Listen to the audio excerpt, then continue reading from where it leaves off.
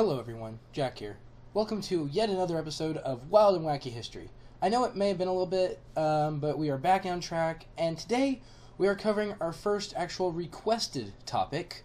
This one comes from a close friend of mine, Smooth Brain, and he was asking if I could discuss the history of the Flintlock mechanism.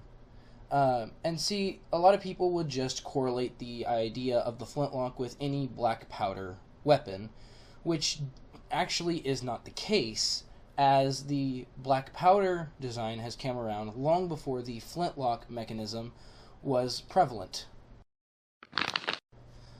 Now, you see, the flintlock mechanism is a type of mechanism where there is a there's a hammer that vices down a small piece of flint, and it then goes forward whenever the trigger is pulled and strikes a small tray that is filled with powder.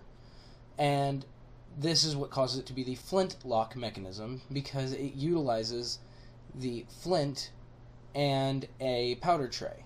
This is different from more modern black powder stuff like the snap caps or older designs like the Baltic snap lock system. The history of this actually is very interesting, as the flintlock was developed in the early 17th century by a French inventor named Marin Le... I'm not even going to try and pronounce that last name, but Marin, and he was designing it for King Louis XIII, who wanted a more reliable action than some of the more primitive and prior designs for a weapon system. This design actually was so consistent and so reliable that it lasted between the 16th and 19th century until, which is whenever the early designs for the snap caps came out. Also, interestingly enough, Britain had heard word about this design shortly following King Louis's success with it, and they had ordered a unique design which became known as the Brown Bess rifle.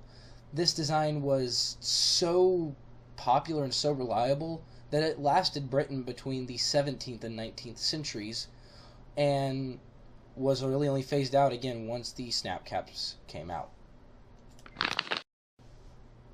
Now, like I mentioned earlier, the black powder design has been used in lots and lots of pieces of media throughout the last several years, and it's very muchly used in movies, TV shows, and whatnot. And actually right here, there will be, before the ending of the video, there will be a small reel going through a handful of honorable mentions that I picked out. I believe there are 3 or 4 movies that are my honorable mentions, so to speak, for the movies and TV shows that have featured this very unique design.